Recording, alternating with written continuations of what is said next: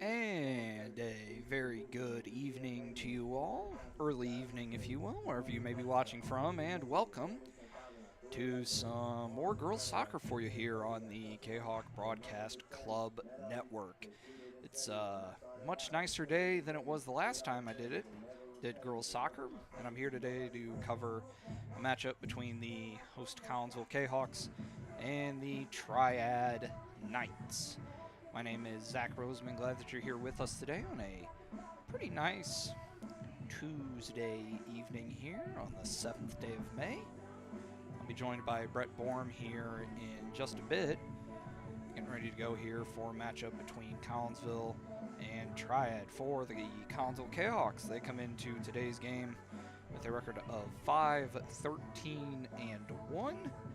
That one tie coming off of a 0-0 result against Father McGivney yesterday.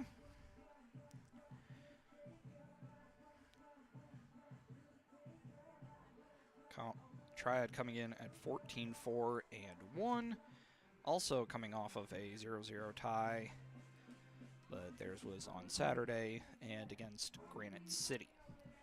We're going to go ahead and take our first break here on the Kahawk Broadcast Club Network. Be back in just a bit for a little bit more information on both teams and a preview of the game and maybe some discussion of the upcoming playoff bracket here on the Kahawk Broadcast Club Network.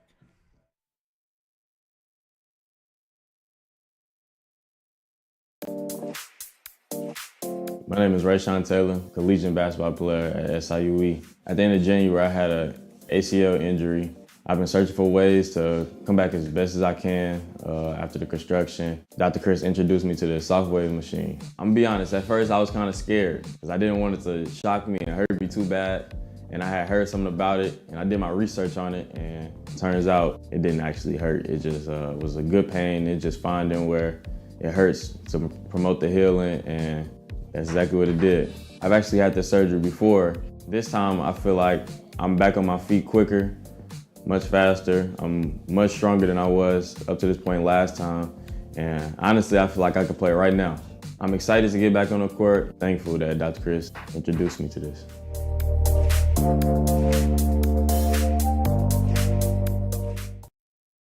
Your home is where you feel happy, safe, and secure. So if you see signs of foundation problems like cracks or uneven floors, worrying is natural, and getting it fixed is crucial. Woods Basement Systems understands. We've been solving foundation worries since 1986. Woods experts have the training and equipment to make permanent repairs. So stop worrying, because with Woods, it's fixed forever. Foundation problems don't get better with time, they get better with Woods, the all things basement-y experts. Call or go to woodsbasementsystems.com today. Old Herald Brewery and Distillery in Collinsville produces their own spirits and beer on site, right at the restaurant. Pair that with some of the most unique menu items around the entire metro area, and you can see why they are such a hit. They can handle you and your family, or they can handle you and your group. Throw in the occasional live entertainment, and you can see why Old Herald Brewery and Distillery is a must-stop destination in Collinsville. Old Herald Brewery and Distillery, 115 East Clay Street in Collinsville, 618-855-8027, or online at oldheraldbrewing.com.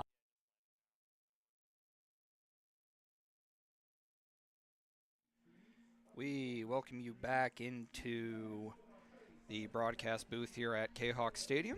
Collinsville and Triad set to duel. Zach Roseman and Brett Borm here with you. Collinsville, as I mentioned before the break, coming off of a 0-0 tie against Father McGivney. We bring in Brett Borm. I assume you were there. What did you think of the girls' performance against a pretty good team, at least record-wise? Yeah, Father McGivney is a program that's certainly come a long way over the last handful of years. They're able to recruit and get a lot of good players coming through that program. I only made the second half. And what I saw in that second half was a lot of pressure being applied by Father McGivney, generating several scoring opportunities throughout that second half. But, once again, Collinsville's defense, which has been their strength throughout the year, was able to withstand all the pressure, was able to stand the shots, and come out with a 0-0 tie. It was physical, I can assure you of that. Father McGivney plays a very bruising, physical style of soccer, and our girls, while not used to that, I think did a good job of withstanding that pressure. I would think, at least compared to what I'm used to seeing more on the guys' side, I would think that Triad would want to play maybe not quite as physically, but definitely a little more physical than some of the teams that you're used to seeing in the conference, for instance. Yeah, well, Triad, I don't know what you covered in your pregame, but, Triad's a storied, powerhouse now here in the Metro East. Well, not, Four state titles in the past 15 years or so now. Yeah, so they've been able to do a really good job of, taking the talent that they're fortunate to have come through the program, very similar to what Collinsville had, in 2005 to 2015, and meld that talent into a soccer powerhouse. Triad is there. I question some of the opponents that they blow out. Where would they be in the Southwestern Conference? I don't know. I think it's an interesting. Yeah, I think it's an interesting question to pose. Seeing how they would do, playing, because there are some good programs in the Mississippi Valley. Waterloo's one. Waterloo, maybe not having their best year ever, Sure. but Waterloo, traditionally a solid program. Yep. Muscuda have had a solid year. Civic Memorial have been pretty good. Yep. However, there's a little bit more disparity in the MVC as compared to some other conferences, because the gap between a team at the top of the South, so we'll say O'Fallon, the gap between a team like O'Fallon and a team like, we'll say Collinsville, for instance, is not as wide as the gap between Triad and a Highland. Highland have actually been okay this year. Okay. We'll say Jerseyville. All right. Because you don't see, not that it never happens, but you don't see a lot of 7-0, 8-0 scores in the Southwestern Conference too often. Right. And it's an interesting thing to think about. Where a team like Triad would be, and I think in the majority of sports, with the quality of a program that Triad has, it would be kind of interesting to see where they would compete across the board. Sure. I think, maybe if enrollment continues to rise in that Troy area, and it seems like they've got the space and opportunity to do that. For sure.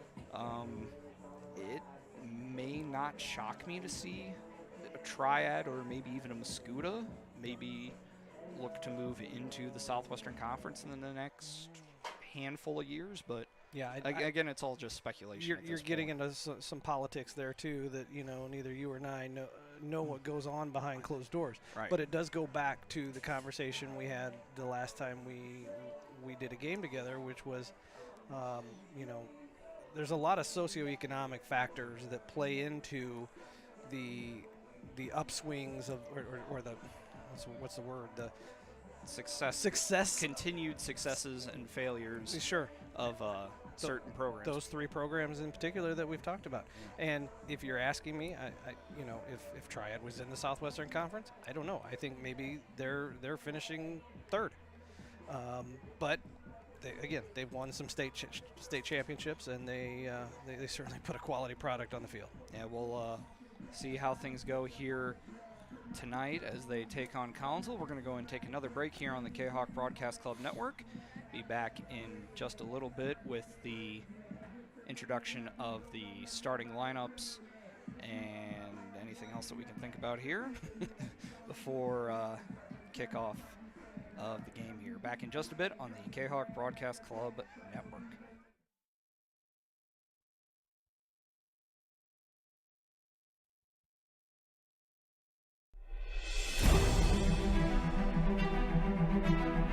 At Visionary Wealth Advisors, we empower you to see your future before it's your future, to create your inheritance,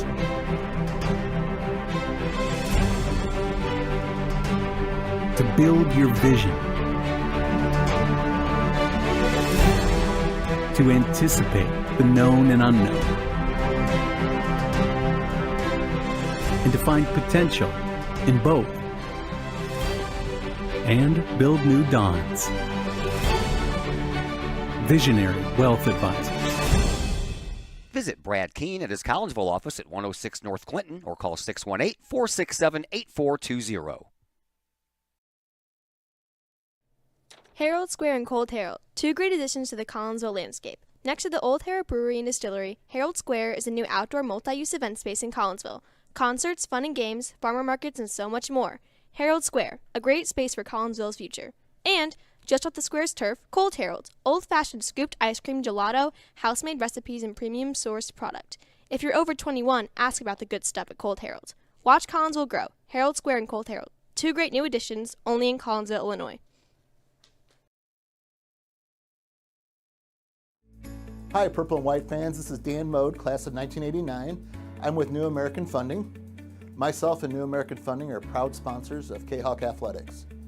As we have great coaches at CHS on all the courts, fields, and tracks, we like to coach you through the home buying process and refinance process. If there's ever anything we can do, I can be reached at 618-973-5343 or www.danmodeloans.com. Let's support our student athletes at CHS. They deserve the best. Thank you for your time, and go Kahawks.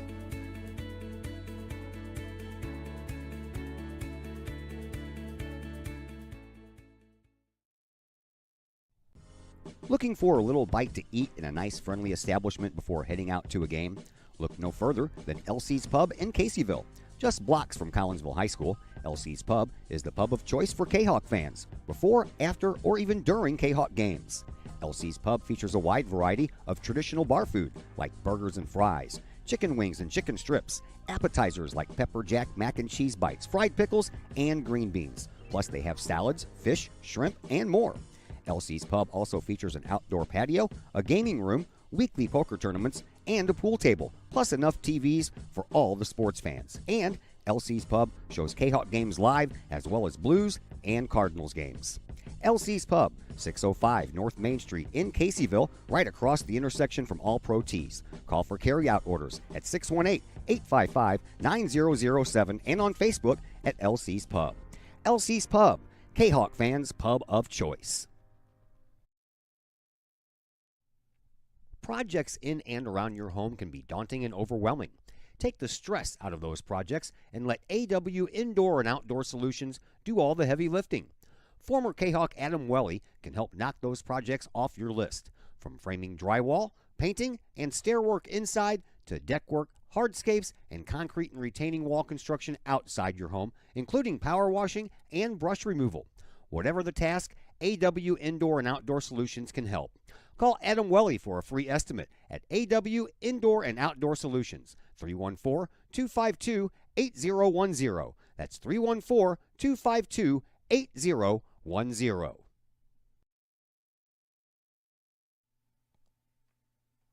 Todd Duke here, proud member of the Collinsville Educational Assistance Association.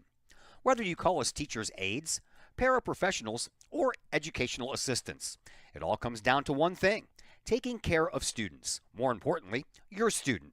Yes, we are there for the teachers, and we help them in any way possible. But our goals are in line with our teachers, in that we want to see our students succeed at not only being a student, but well beyond that, as we ready them for the world outside of the classroom. We are Union Strong. We are Kahawk Strong. We strive to help students reach their potential. We are the Collinsville Educational Assistance Association. Go Kahawks!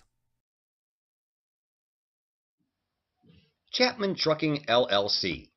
Chapman Trucking is a local Collinsville business owned and operated by 1994 Collinsville graduate Christy Chapman. With over 10 years of experience, Chapman Trucking, LLC can take care of all of the heavy lifting when it comes to hauling aggregate materials such as sand, driveway rock, dirt, boulders, and more. That includes getting your heavy work equipment to your work site where it needs to be. Give Christy a call for a free estimate at Chapman Trucking, LLC, 618-960-9346 or online at chapmantruckingllc.net. The people of Illinois welcome you. The folks in Collinsville, Illinois, well, they want you to stick around for a while and enjoy the sights, the fun, the food, and of course, the Collinsville Kahawks. The City of Collinsville is a proud supporter of the Collinsville Unit 10 School District. So welcome to Collinsville. Come on over, catch a Kahawks game, or enjoy some of the new places to eat, shop, and have fun. There's plenty to do for the young and the young at heart. Enjoy Christmas at the Collins House during the holidays, tunes at Bloom in the warm summer months, and more. There's plenty to do in Collinsville, so come on over for a bit. The folks in Collinsville would love to see you. For more information, go to www.collinsville.org. The Collinsville Education Association is a proud supporter of KahokSports.com and the Kahok Sports Network. The CEA is your partner as they work to ensure quality education for our children. The CEA advocates excellence and equity in public education and represent over 400 educators in 11 schools in both Madison and St. Clair counties. For more information, you can visit the Collinsville Education Association's Facebook page or the CEA's website at collinsvillecea.org.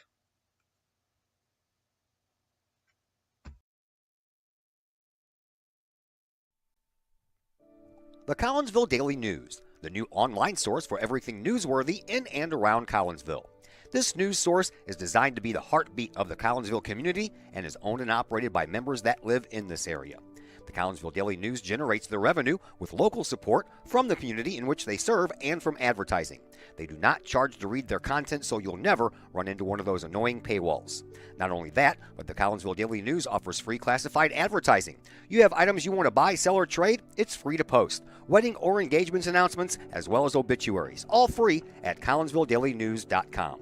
Plus, they have the content that matters most. Collinsville news you need to know, coverage of Kahok sports, and a keen eye on city news. The Collinsville Daily News also has an event tab that allows you to find out what is going on in and around the region for you and your family, the heartbeat of the community. Helping readers make sense of an increasingly chaotic world. Check them out at collinsvilledailynews.com, on social media sites Facebook and Instagram. The heartbeat of this community is the Collinsville Daily News.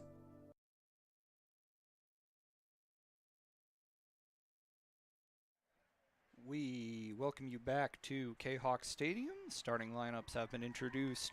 National anthem has been played, and I'll go ahead and introduce the starting lineups to you all now. For the visiting Triad Knights, who are out there in the white uniforms, red shorts with white trim, red numbers on the jerseys, they will bring out a sophomore goalkeeper, Chloe Graumans. She comes in at 6'4" and 1 on the year with a 123 goals against average. Also starting will be Maddie Conroe, Reese Windsor, Maddie Hunt, Emma Coriali, Hannah Sparks, Sophie Bonack, Alina Aaron, Izzy Boyd, Cameron Bonensteel, and Claire Goff.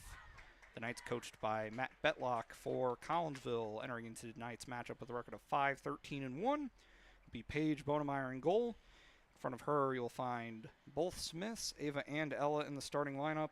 Morgan Lang, Ava DiGirolamo, Rylan Judasak, Ashley Giannini, Addie Muniz, Carly Call, Liliana Lira, and Eliana Cerna. It will be Ava Deej to put it into play for the Kahawks, who are in their home all purple. Working it back to the defense and Smith. Over now to Lira, and quickly turned over to the Knights. Here is Goff with it.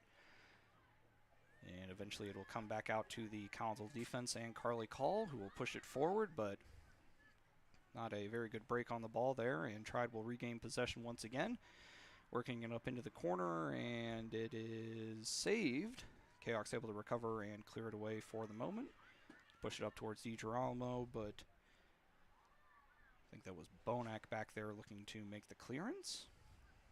Decent foot skills being applied there, and the Kahawks will push it temporarily at least into the Triad defensive zone.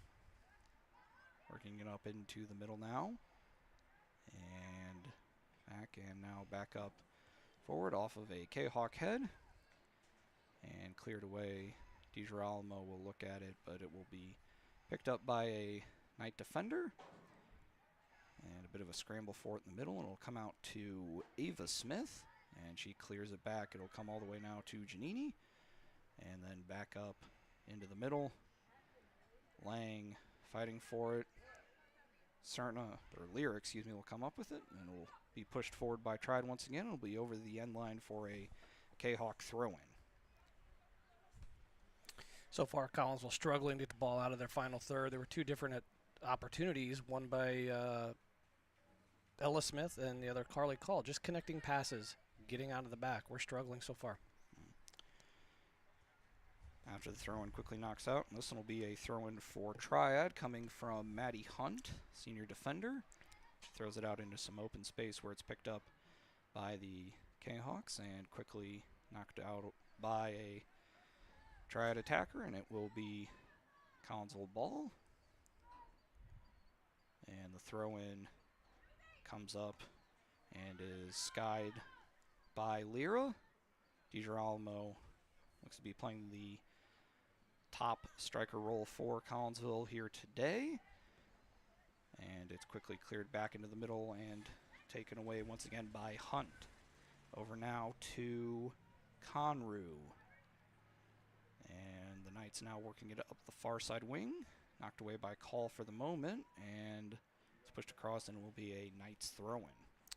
I'm going to anticipate Triad's going to play a very patient style of game. They have the skills. They all are club-level players, high-level club players. They're going to play a patient style of game here, and it's already showing here in the first 3 minutes of the match. Working it over now for Coriali. Coriali will put a strike, but it goes well wide, and it'll be the first goal kick of the game for Paige Bonemeyer. JV were in action earlier, and it was not a great result for the JV K-Hawks as they dropped their decision 4-0 to the Knights. So it looks like the pipeline for Triad will continue. Yep, just continuing to build on, the quality talent that they have, and Coach Getlock's been around long enough now that everything's been, it's all pretty well set up, and if you've won as much as Triad have over the past few years, I wouldn't think you would need to change a whole lot.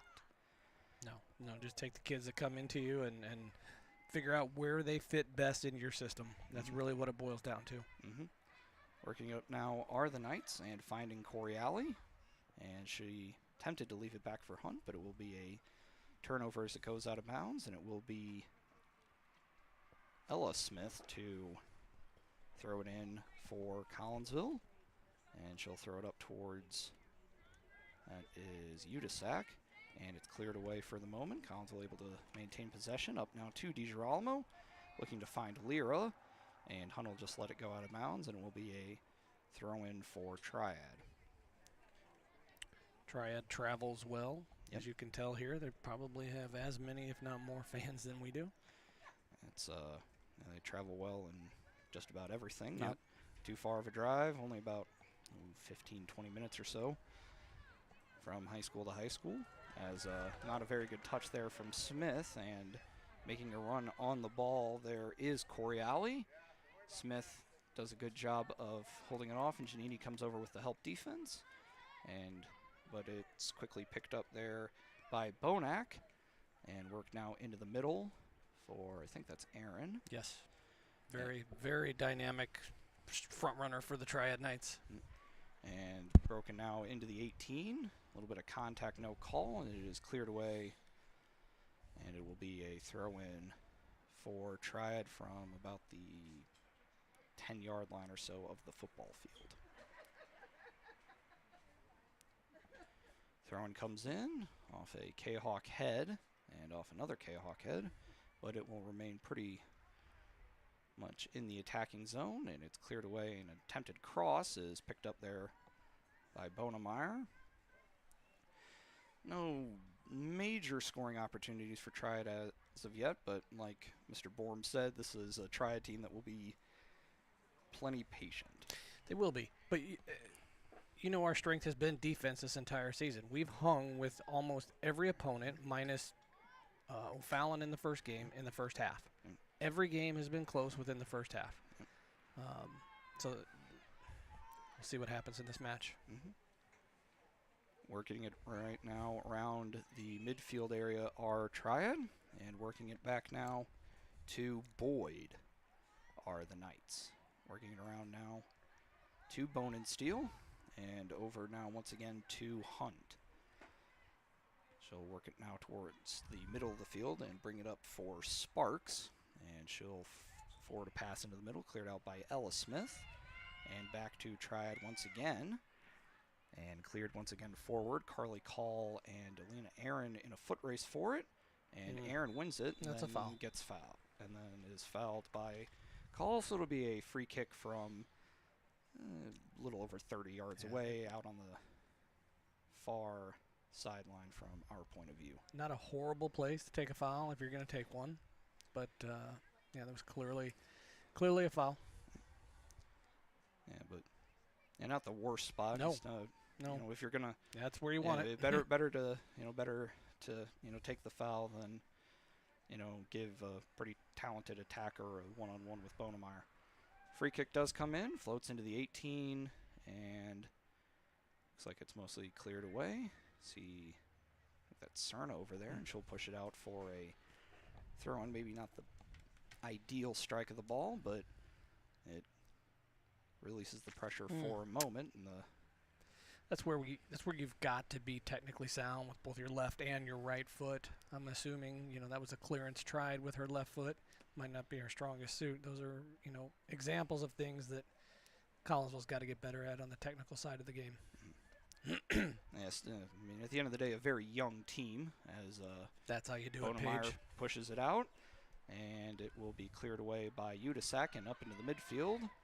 But Triad defense greatly outnumbering the Collinsville attackers, and they'll work it now over onto the far wing for Aaron.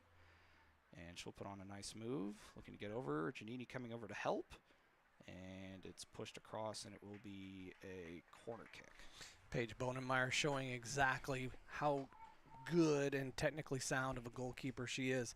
That was a ball coming into her that she felt the pressure. It's exactly what you want to do is just punch it out. You don't necessarily want to try and catch it because, the contact's coming.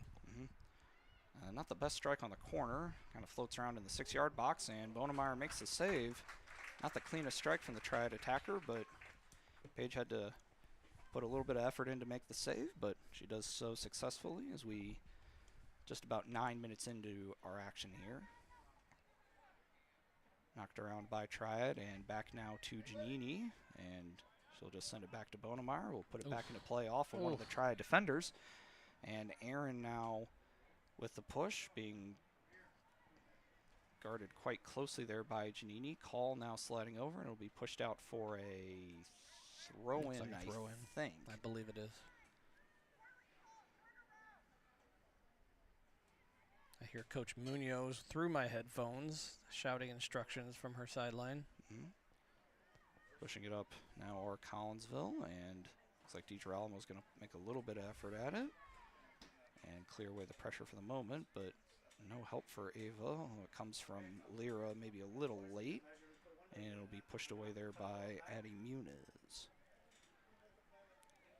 Triad working it around as they have for majority of these first 10 minutes, and making their way now up the right side sideline once again off of Call, and that will be another corner.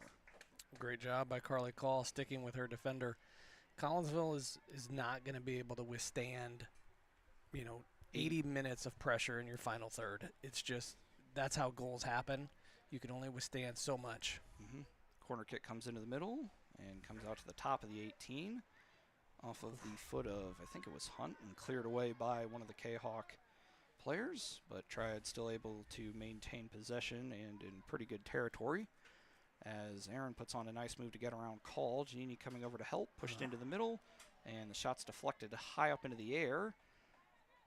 Lyra, I think, got a boot to it, and Liliana with it now, and she'll push it forward, get it up out of the attacking third, and able to keep it in there for Triad is Maddie Hunt.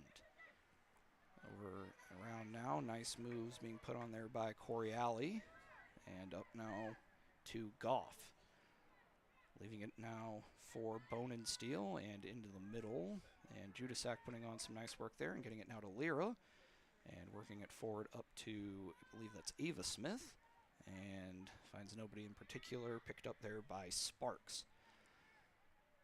A little bit more pressure being applied by Collinsville here. And a takeaway there from DiGirolimo. She's got nobody with her. No help. And it's quickly taken away by Triad. Back there is Boyd or Triad. And working it forward are the Knights once again, still in the Kahawks attacking zone for the moment. And working it over now to Boyd once again. Calling for it there was Correale, but it's deflected by a Kahawk player, and the Knights will reset. And they'll push it up into the middle. Knocked away by Call up to Udisak. That's too easy, Morgan. That's too easy. And pushing it forward now. 213's running forward. She gets there first, and she'll just play it back to Bonemeyer, who puts it back into play pretty well off the head there of Bonac. And Bonac and Ava Smith fighting for it. Bonac comes up with it. Judisak going to come up to make a push. And some help coming now from, I think that's Cerna over there. And the freshman able to push it off. That went off a Triad foot and will be a throw-in for Collinsville as we have our first substitutions as soon as Collinsville is able to get possession, they are under pressure immediately. That is exactly the style of play that Triad is playing right now. High pressure. When they have the ball themselves, very patient, moving the ball around side to side, just waiting for their opportunities. Maddie Anna Everett and Abby Mayhew into the game for Collinsville. Morgan Lang fighting for it, and the just inserted Mayhew sees it go out of bounds. It'll be a throw-in for Triad. That's two freshmen coming off the bench. That just shows you the youth that we have on this team right now. Just one senior on the roster and one senior, 1, 2, 3, 4, 5, 6 juniors. But definitely a lot of sophomores and freshmen getting key time for this Collinsville squad. Another corner kick coming for Triad.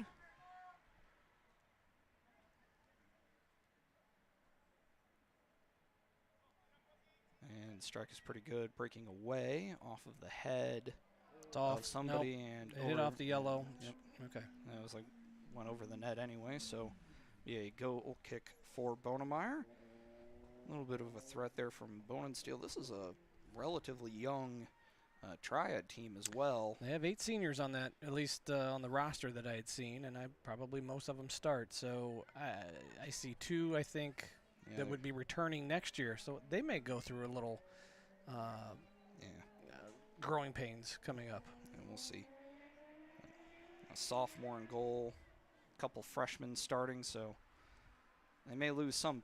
They're probably going to lose more than Collinsville will, but still, and as evidenced by that JV score, there's still plenty of talent in the Triad program for the next few years to come. Throw-in coming for Collinsville, and it's knocked away by Triad, but does not stay within the bounds of the field of play. It'll be a throw-in there from, I think that's Call out there. Pushing it forward briefly into the attacking zone off of Ava Smith, and Everett making the push forward. Coming up now, put some pressure on Triad. That's something that I've noticed that Maddie does pretty well. Pushed forward up into the midfield off of the foot there of Goff. And Giannini with some pressure coming. Manages to keep it in briefly, but Triad are able to come up with it. Back to Aaron, who gets around Giannini pretty easily. Actually comes back, though, Call with the help, and they're going to call a little bit of a softer foul. I don't like that one. I don't like that one at all. It'll be a throw-in from outside the 18. Kind of an awkward angle. Not one that you would probably practice a ton for either team. You have to defend this like a corner. You've got to watch runners, but this is dangerous territory now. They're just going to pass it into the middle. Back heel from Aaron. Well done by Judisak. Yep. It comes around to the middle, cleared away. Might have been a handball. Call will not save it, and will be another corner kick for Triad.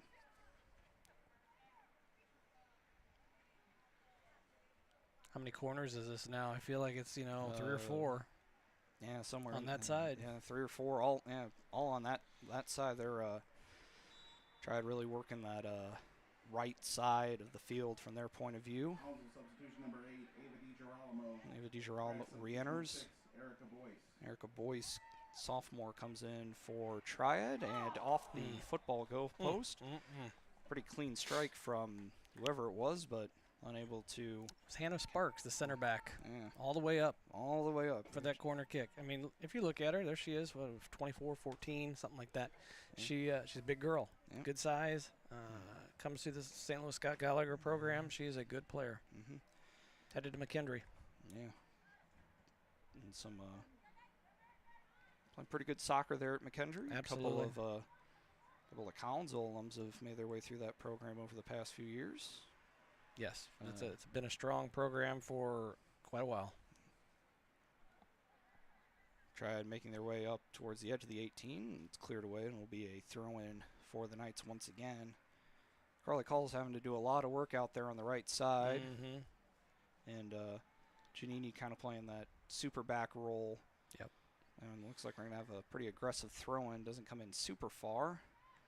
And Lyra gets a pretty good boot to it. Everwright will make a push towards it, but Triad able to keep it in their possession. Up now to Aaron, going right at Call once again. Oh, gets gosh. around Call. Nice move there, and unable to keep it over the end line, and it will be another goal kick for Bonemeyer. Substitution number 23. Paying attention to the far side judge over there. He's not in the right position on most occasions here. He needs to be back even with that final defender, and I'm not sure how you could tell that was out of bounds. All right. Working it forward, up now. Call with not much pressure. And she is going to go ahead and keep it in bounds. Gets around the Triad attacker, pushing it up now for Lyra. And making the play over there now is, I think that's Mayhew. Or no, that's not Mayhew, that's Cerna. Excuse me. Collinsville with possession, big jumble of bodies, pushing it up now, trying to get it to Lang. Or excuse me, I think that's Everwright. Up now, trying to get it to DiGirolamo, but getting around that pretty easily is Hunt once again, working into the middle, chipped up and over Giannini. And Ashley will, not the best strike, but will do enough to get it up to Ella Smith. And getting it up now to Judasak, who's taken off the ball pretty easily, and may have been a foul, and there will be. Going up against the larger defender in Conru, and it'll be a pretty much straight ahead free kick from about 45 yards out.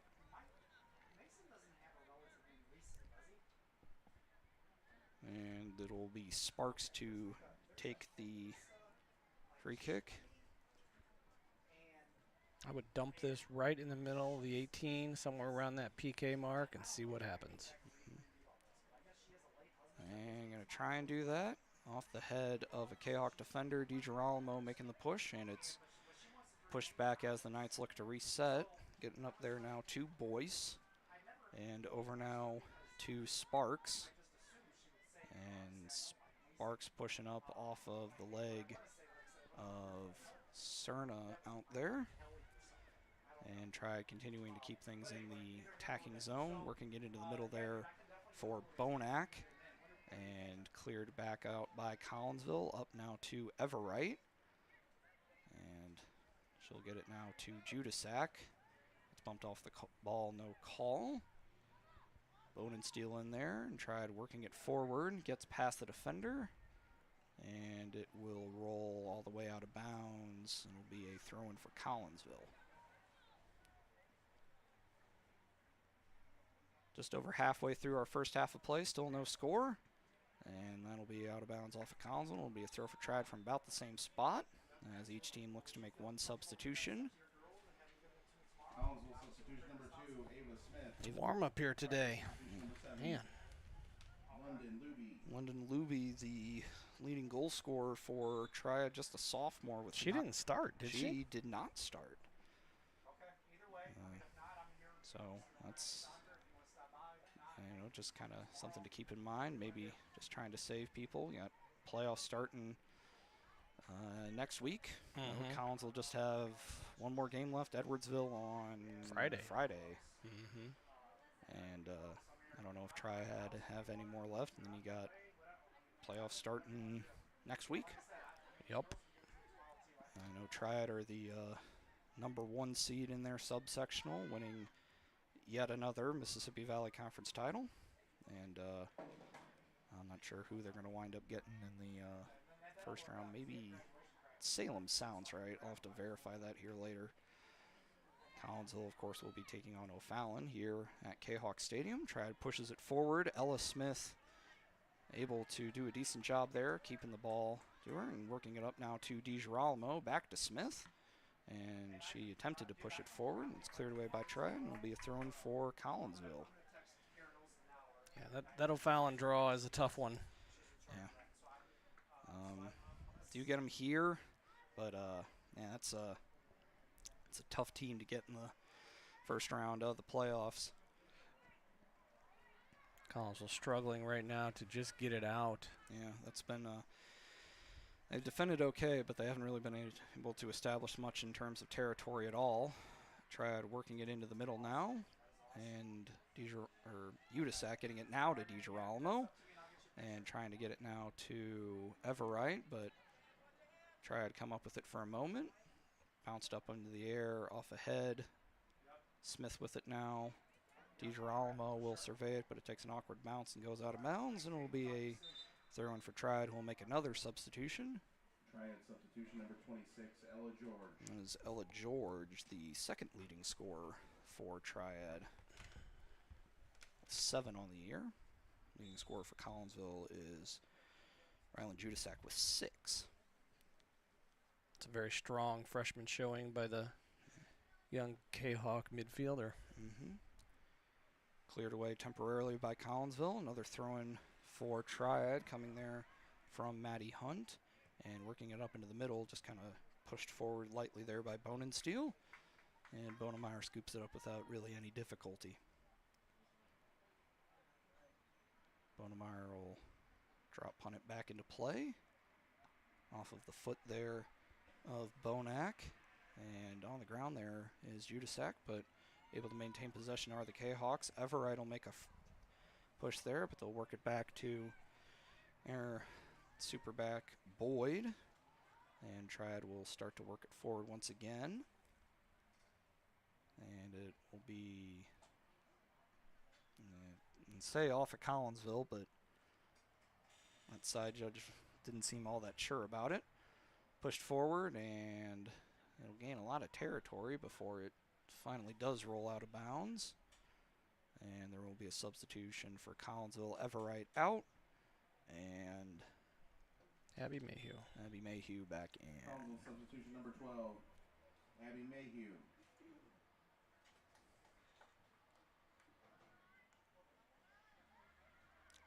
Triad with the quick turnover off the throw-in, off a Triad leg, and it'll be another goal kick for Bonemeyer. Now, we've talked a little bit about the youth that this Collinsville team has. Obviously you still have, a minimum of 2.5 more games to play, but, you can kind of talk about next year a little bit and think, you bring pretty Same much team. Same team. So, Same team.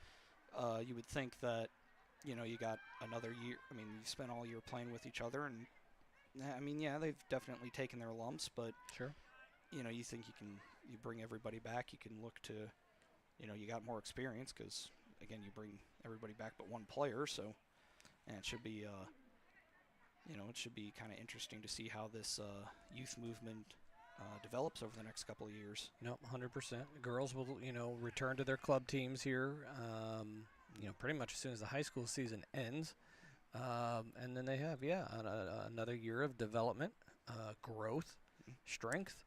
And those things should certainly help next year when, now you have an upperclassman team of seniors and juniors with some contributing sophomores. Substitution number 22, Taylor Webb.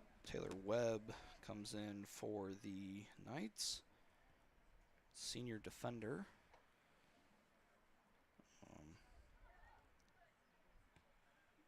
Pushed forward there by Triad. Off of Triad defender and pushed forward out of bounds there by Call. And it'll be a throw-in from just inside midfield there for Triad.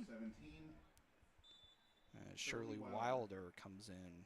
Triad subbing a lot more than most other teams, they've used probably. They have. They're deep. Yeah, they're deep. 13, 14 girls already.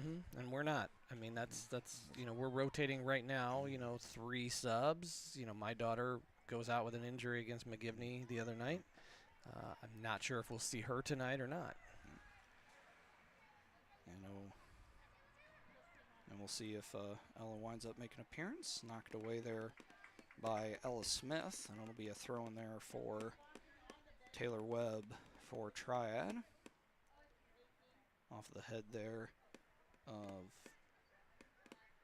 26, so that's George. I thought it was 25, and I was like, I don't have a 25, but it's 26, and that's tough. Bender, and don't think Bonemeyer got anything on it, but there was a lot of English on that one from Reese Windsor with a bender from 25 yards out. Yeah, it's definitely had to make Bonemeyer work.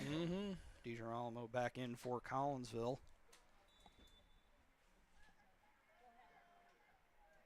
And deflected around there, pushed forward, and it'll go out of bounds once again. It'll be throw in for Collinsville coming from Lyra, trying to get it up to Mayhew, but only purple shirt up in that forward area really, but able to keep it in. She's got a little bit of help now, getting it now to Lyra, and up now into the 18 for Collinsville. That was Ava Smith, but quickly stifled by the Triad defense. And stay in the attacking zone for the moment. Mayhew with it. Kahawks working it forward and taken away by Triad, and they'll try to reset things here. Push forward and a lot of contact there, and no foul, but will be a throw-in for the Knights. Looks like we had a formation change here in the last minute or two with Carly Call going out.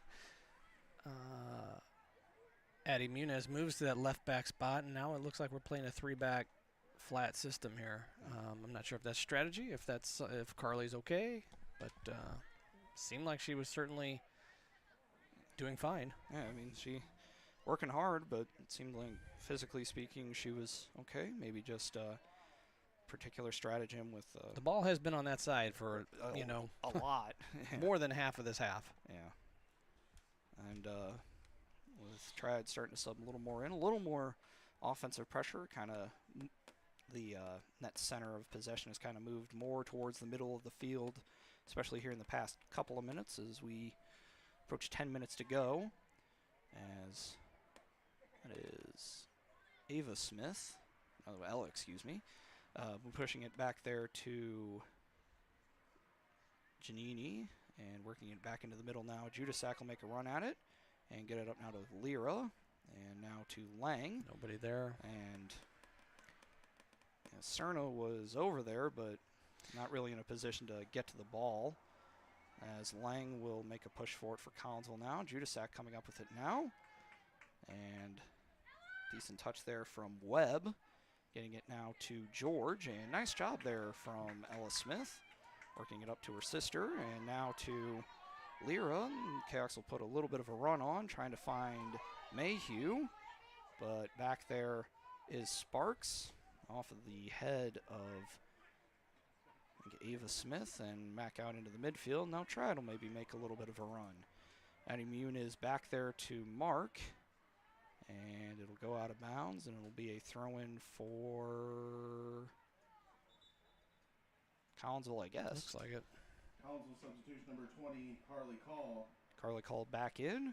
Triad substitution number 21. So it was just a tactical and adjustment, I believe. I think Coach Munoz had pulled Carly aside to have a conversation about something that she had seen, because now Ava moves out.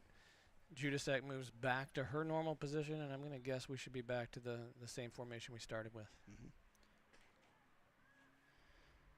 Throw-in comes up to nobody in particular and pushed up into the air and down into the Kahawk attacking zone. A little more pressure being applied, but Izzy Boyd back there in that super back roll holding it pretty well. And they'll work it back to Graumans. She pops it up out a little over 40 yards or so off ahead, and it'll just be rolling down to, I think that's one of the Kahawk assistant coaches. As Looks like we're going to have a little bit more in change. Number 4, Mariana Everett. As Maddie Everett comes back in. Number 13, Emma Coriali. And Emma Coriali comes back in for Triad.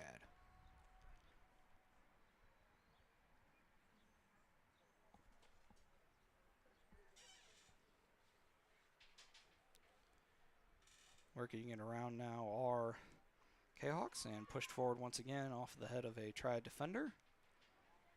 And Cerna looking to make a little bit of a push, but Triad doing a pretty good job of keeping it up and maybe looking to make a little bit of a run here, but not fielded all that cleanly there by Aaron, and it'll be a throw-in from right at midfield for Collinsville.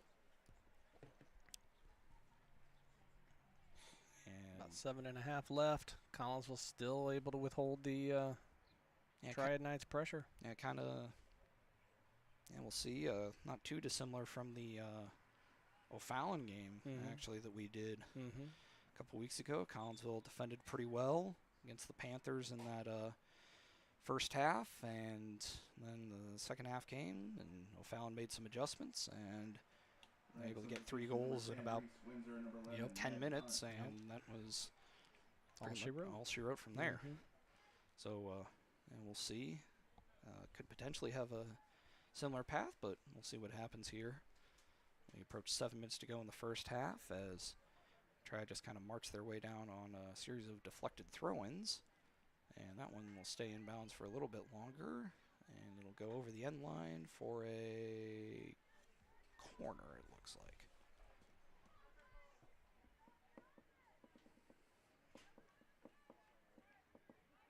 A little warm today. Definitely, it's definitely been humid over the past week or so. We've gotten a lot of rain here in this part of the world over the past couple of weeks. Been a lot of adjustments, all pushed up into the box. Well done. Baltimore manages to knock it out of the 18. Triad able to maintain possession for the moment, but they'll have to reset it all the way back to Boyd there, playing that super back roll, playing all the way up at the 35-yard line of the football field. It'll be another throw-in for Collinsville coming up here. It comes into Everett and comes out of bounds, and it'll be a throw-in for Triad. And you see Triad have brought a couple of their starters back in, and they've managed to increase the pressure on the offensive side of things a little more. Cross into the middle, Giannini able to get a piece of it. It's cleared out of the 18, and it'll be a deep throw-in for Triad. 5:45 left in the first half. Collinsville, again, have defended pretty well, as they have for most of the year, generally speaking, which, again, with this young group is a promising sign for the future. You'd think that, you know, from my outsider's perspective, I think it would probably be, you know, obviously there's natural gift in both, but I feel there's natural gifts in both, but I feel like it's a little bit easier to maybe teach goal scoring ability as compared to defense, just because, you know, it requires a certain mindset to defend well. I mean, because, you know, everybody wants to score, but it's maybe a little bit of a mindset to take the time to become a quality defender. Well, to be a goal scorer, something that Collinsville has lacked for several years now, it also takes a specific mindset. You have to want to score, and you have to have, you know, the separation and speed, the ball striking abilities. You know, you have to be able to read the game and know where to be when those balls are coming through the box. And it's hard. Yeah. It's hard, man. And, you know, for these young defending core of the Kahawks, I mean, anytime you're asked to literally defend for 80 minutes, that's a big ask, and it's hard. You know, I think it would be, you know, for any soccer team at any level, you know, if you're struggling to find the goal scoring capability, and, you know, we've seen flashes of it from certain people. We mentioned Ryland Judasak. We've seen Ashley Giannini do it some, although obviously with her current role as kind of that super back defender, she's not going to get a ton of scoring opportunities, but, you know, we'll see. You know, we talked about, you know, we've said it ad nauseum. This is a very young Collinsville team, and the way you got another year of development at the at the club level, and so it'll be kind of interesting to see how all that goes. Triad working it a little more over on this side and quickly cleared away there by nobody Collinsville there. to nobody in particular. Those are the things that the defense does need to clean up. Is a lot of times we're put under pressure and we just panic. Having patience with the ball at your feet, picking your head up, and finding that next ball, finding that next player to connect to. That's where we got to get better. Yeah, Giannini does a good job clearing it away, and we'll just push it to the sideline. It'll be a deep throw-in coming for Triad and Maddie Hunt. Once again, so we are under 3 minutes to go here in our first half of play. Kind of an awkward ball into the middle. Nobody really claimed it. Aaron with the ball at her feet, but unable to get a clean grasp on it. Throws on a left-footed strike, and it's in for a goal. Alina Aaron with her 7th of the year at the 38-minute mark or so here.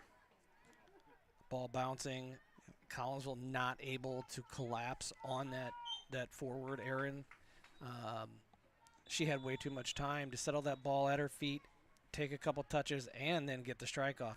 That's got to get better too. We can't give them that much time. Triad Knight's goal scored by number 18, Elena Aaron. Time of the goal, 37-20, Aaron. Pushed forward now by Collinsville. Everett will make a run at it and defended well there, but they'll work it into the 18 for the moment. Here is Smith, and there's a fair amount of size on this Triad team. I wonder how many of these soccer players play volleyball. That I couldn't tell you. But that's something kind of interesting to keep in mind. Just and we've talked about this at the on the boys side of things too. It just seems like, generally speaking, obviously, because there's we don't really want to speak in absolutes in anything. Sure. But only Siths speak in absolutes. Yes, there you go. Yeah, I knew you'd get that. Yeah. Making the push there, and just a lot of size on this Triad team. It seems like a lot of their defenders especially all seem, 5'9", 5'10" at a minimum, and a couple of them are probably taller than that, and I don't know that Collinsville has that size. We kind of noticed that on the guys' side of things too, where, your best attacker's only, 5'10", going up against, especially as they got farther into the playoffs, defenders that are, 6'2", 6'3". Kind of floated up there, but it'll go well wide. Another goal kick for Bonemeyer as we reach the 1 minute to go mark here, our first half of action. Shadows beginning to lengthen here. Wind, little bit of a factor, kind of blowing across the field diagonally, kind of the front right of your screen to the back left. Not a huge wind. It's definitely died down a little bit as the night's gone on. But a little bit more wind than we saw in the game we did here against O'Fallon. As that ball is pushed up into the middle. And Aaron once again working her way forward into the 18 now. And we'll put a nice cross on, but nobody running on that weak post, and it will be kept in there by Hunt. Up now to Conru, and cleared away by Ella Smith. And that will do it here for our first half of action. Triad breaks the scoreless tie at 37-20. Alina Aaron with her 7th of the year. We're going to go ahead and take a break here on the Kahok Broadcast Club Network. Be back in just a bit, see if we can't find some out-of-town scores for y'all, and talk about anything else that suits our fancy, and eventually be back for second half action here on the Kahok Broadcast Club Network.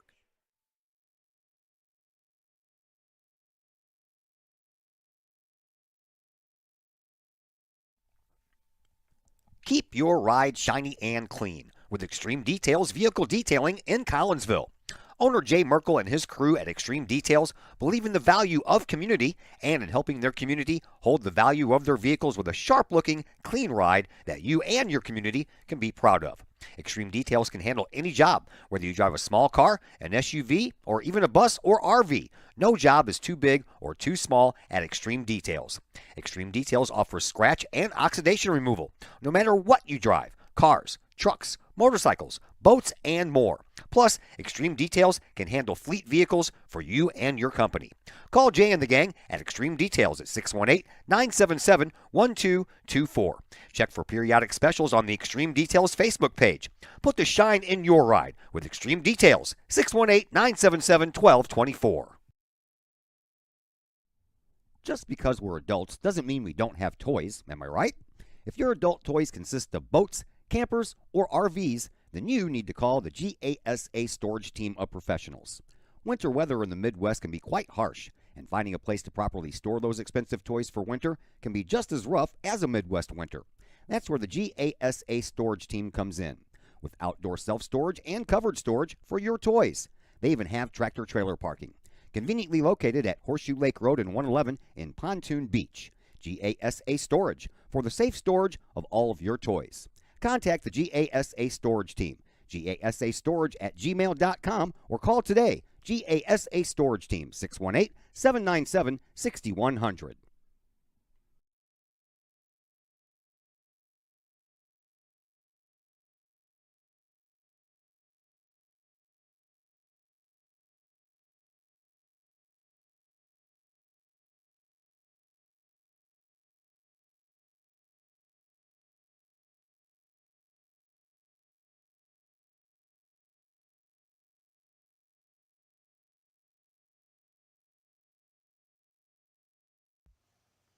The Junior Service Club of Collinsville has been a proud supporter of KahokSports.com and the Kahok Sports Network from day one. Since 1934, the Junior Service Club of Collinsville has been providing women in the community an opportunity to make a difference with fundraisers and projects, all that go towards helping the needy in Collinsville. If you would like any information on any event sponsored by the Collinsville Junior Service Club, head to Facebook, type in Collinsville Junior Service Club, and then click on the event tab. We thank the Collinsville Junior Service Club for their continued support of the Kahok Sports Network and KahokSports.com.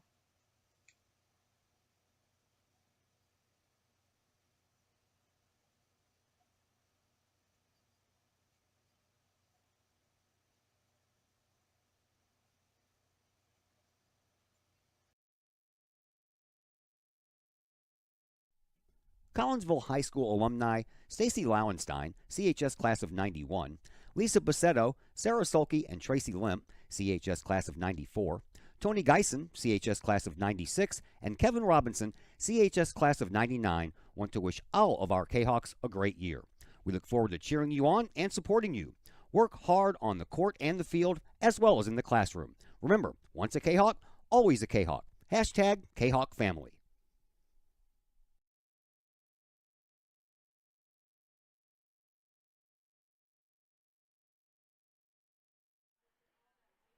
We welcome you back into Kahok Stadium. We've got a 1-0 score here after one half of play. A 38th minute goal from Alina Aaron gives the Triad Knights the 1-0 lead here at halftime. We do have some out-of-town scores for you all. In the world of softball, Freeburg winning over Mater Dei 3-2. Baseball score for you, Columbia winning 10-5 over Breeze Central. On the girls soccer front, Belleville West with a 2-1 win over Belleville East.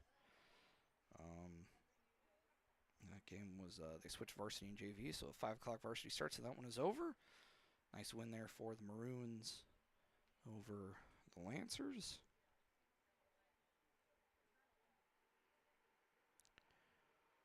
And that will just about do it. Some pro sports news. Drew Bannister has been named the official head coach of the St. Louis Blues, signed a 2-year extension. So, I don't know. It doesn't strike me as a horrible decision on Doug Armstrong's part. And the Cardinals, well, well, they are up 3-0 here today as they're taking on the New York Mets. 3-0 in the bottom of the second. There. As home run from Brendan Donovan and two scoreless innings so far from Miles Michaelis. I'll go ahead and wrap things up for our little halftime show here.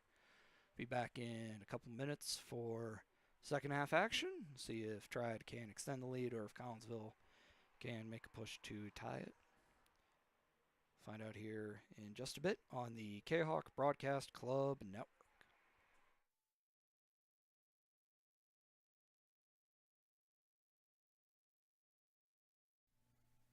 Lottie's Cafe, Collinsville's hidden gem. Lottie's Cafe offers food, cocktails, and gaming in a great atmosphere highlighted by fast and friendly service.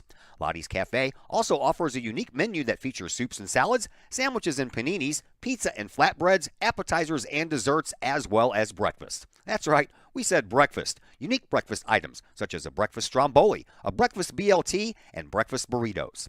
Lottie's also offers creative cocktails, a wine bar, the coldest beer around, and a video gaming area for those 21 and older. And don't forget the Lottie's Cafe gift certificates. Lottie's Cafe, Collinsville's hidden gem. Check them out online at lottiescafe.com, on Facebook, or in person in the Strip next to the Walmart Neighborhood Market. Or call Lottie's Cafe at 618-223-8256. Lottie's Cafe, Collinsville's hidden gem.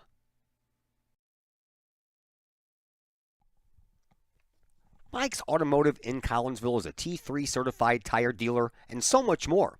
Sure, Mike's Automotive has tires. They can also help with making sure your entire vehicle is road ready, from belts and hoses to preventative maintenance like oil changes and tire rotation. Plus a lot more than that. Mike's Automotive has 3 locations to choose from. Mike's Automotive in St. Louis and Millstadt, and Mike's Automotive in Collinsville at 1150 St. Louis Road, just blocks from the high school. Or call Mike's Automotive at 618-345-0611.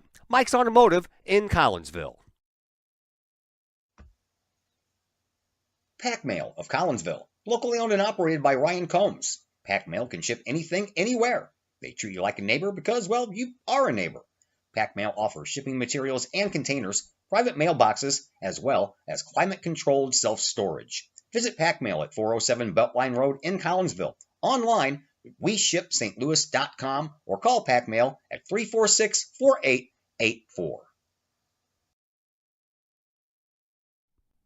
Do you have a big land improvement project that requires some outside help? Call Petroff Trucking Company. The Petroff Companies have been shaping the metro area since 1975. Family owned and operated, Petroff Trucking Company can do the job and do it right. Hauling, excavating, and grading, they do that and more. Petroff Companies also has roll-off dumpster rentals. They also specialize in dirt and rock sales. Petroff Trucking Company can help you develop your land for your needs. Petroff Trucking Company. Check out their website, petrofftrucking.com, or give them a call, 618-797-6100. Petroff Trucking Company, shaping the metro area since 1975.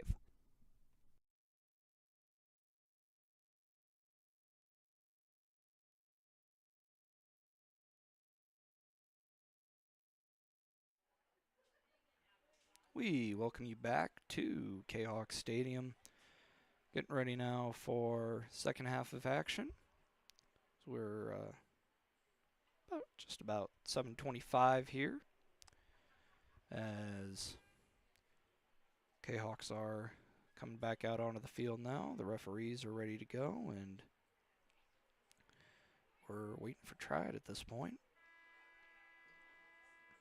Horn goes off.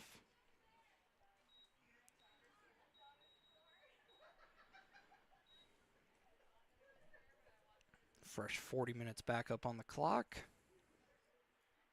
And Triad will make their way out of the locker room now.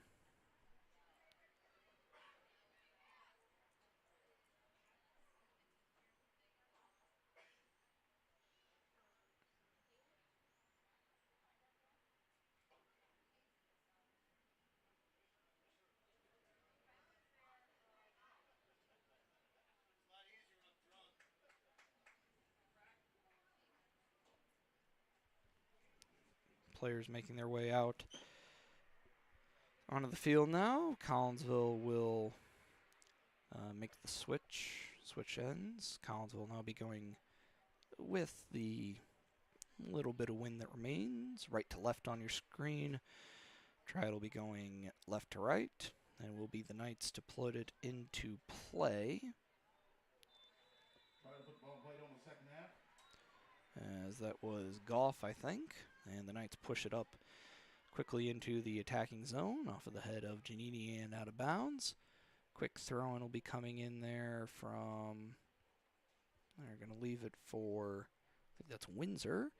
Trying to find Aaron. It goes off of her foot out of bounds, and it will be a throw-in for Collinsville. Nice crowd on hand here. Triad brought one of the largest numbers of away fans that we've seen here at Kahok Stadium this season, or so I've been told anyway. Cerna with it, working it back now off of the foot of Aaron, and it'll go over the end line, and it'll be a goal kick for Bonemeyer.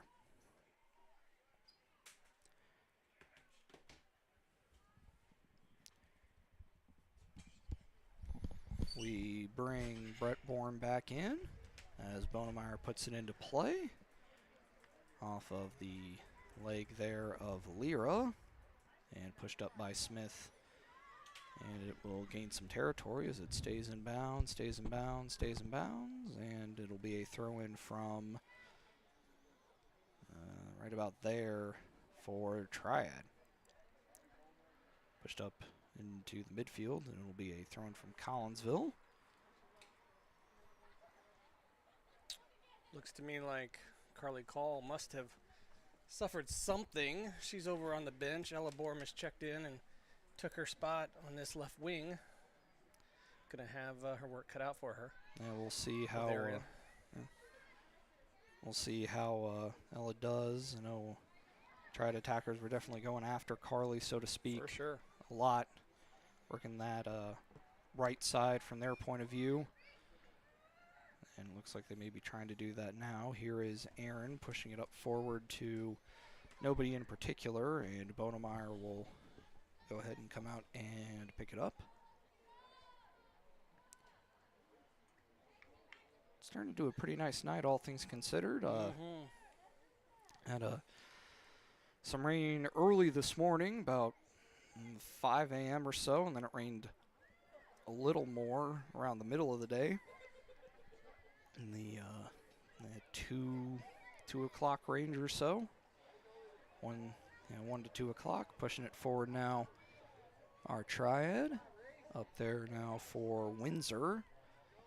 And she's managing to keep it in, pushing it forward into the 6-yard box, but Bonemeyer able to scoop it up once again. But to finish that line of thinking, it's turned into a pretty nice night here at Kahok Stadium. I've pretty much had it with the rain, though. I'm done. My yard's done with it, too. Yeah, it's we've got enough to last us through most of June, I would say, at this point. I don't think there's a drought in our future. Not at this point, anyway. Pushing it forward, our Triad once again, and it'll be a throw in there, coming for Ella Borm off of the head there of Bonac, and it'll be another throw in for Collinsville. And doing the throw-in duties for the Knights will be Windsor. Getting it in now to Goff, who doesn't get a great touch on it. DiGirolamo in there fighting for it. Handball, they're going to call advantage? Advantage, yeah, I believe so. Okay. But Triad able to come up with it pretty quickly. And working it over now are the Knights, and up into the midfield. Nice step up there from Borm. Able to hold things for the moment, working it over to Aaron, but Ella comes back once again and pushes it back to Bonemeyer, who will push it back into play off of the head there of Bonensteel. And working it around now are Collinsville. Judasak with it and finds a Triad defender. And working it back now to Boyd once again. And Triad will reset. Pushing it forward up the middle Giannini back there, and she'll go ahead and shepherd and let the ball roll to Bonemeyer once again.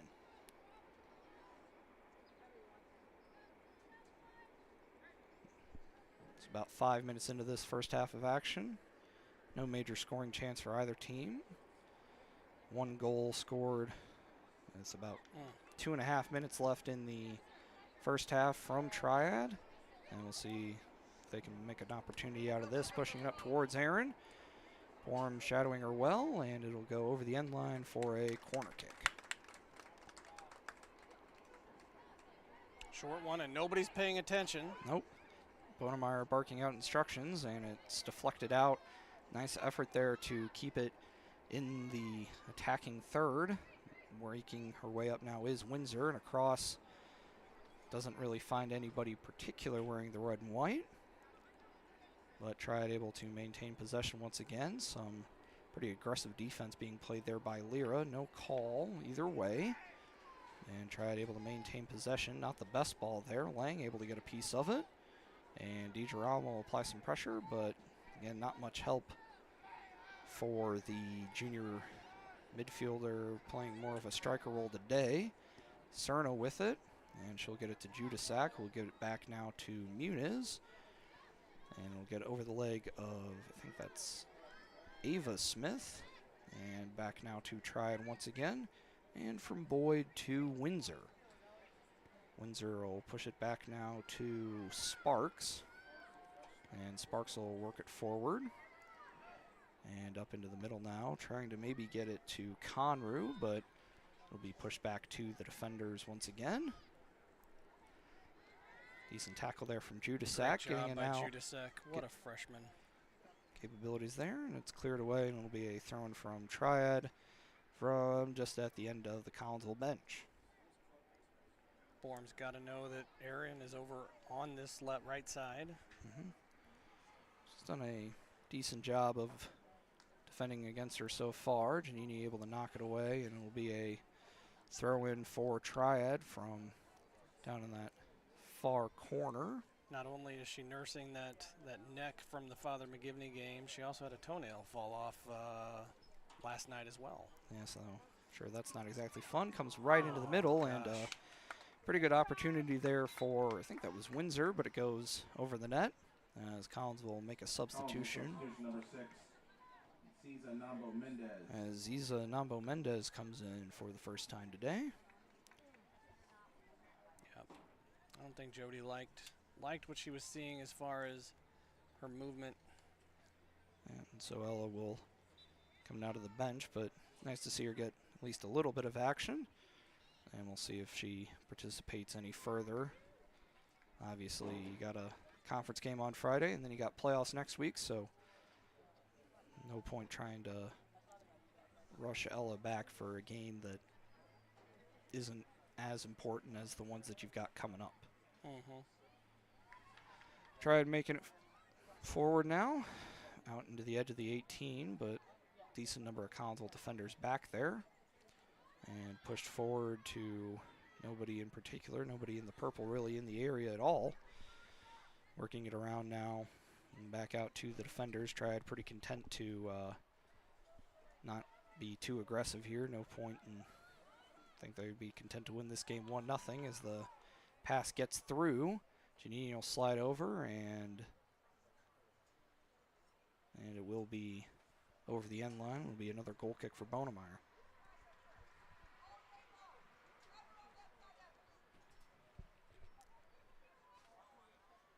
Coming up on 31 minutes to go here in our second half of action. Still 1-0 Triad on the goal by Alina Aaron with about 2:40 to go in the first half. Saw a left-footed strike on a ball that kind of bounced around in the 18 for a while. Collinsville unable to clear it. And Aaron with the left-footed strike for her 7th goal of the year.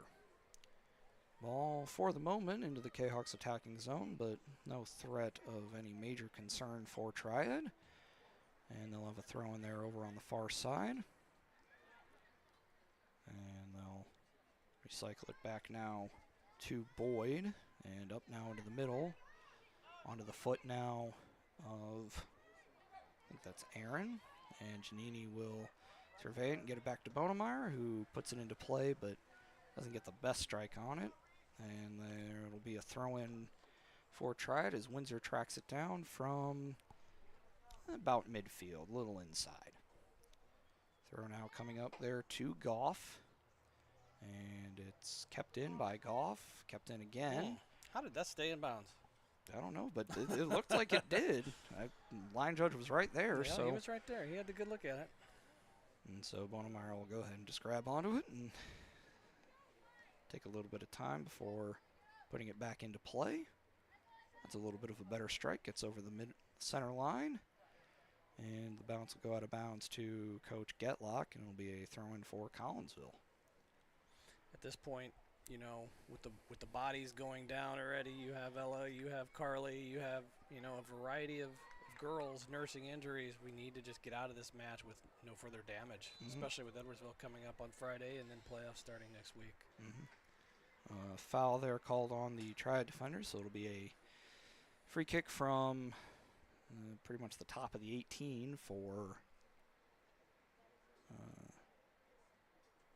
I guess that's Giannini will put it into play? Yep, that's Giannini. Okay. I was looking for the armband and I didn't see it, but It's on the opposite arm. Yep. That's why you're not seeing it. there you go. Triad able to quickly maintain it. Lyra does a good job of keeping it in front of her, but quickly Aaron able to get around her. And a nice through ball, getting it up now, trying to get it to Windsor, but Giannini slides over and then turns it over. A lot of space in the 18. Good Giannini coming recovery. back, getting up to the top of the box and Oh, off the gosh. post and cleared away for the moment. That was didn't look like it was going to be a major scoring chance, but it turned into something pretty quickly, getting it up now to Aaron once again. And Lyra dropping back, managing to keep it in.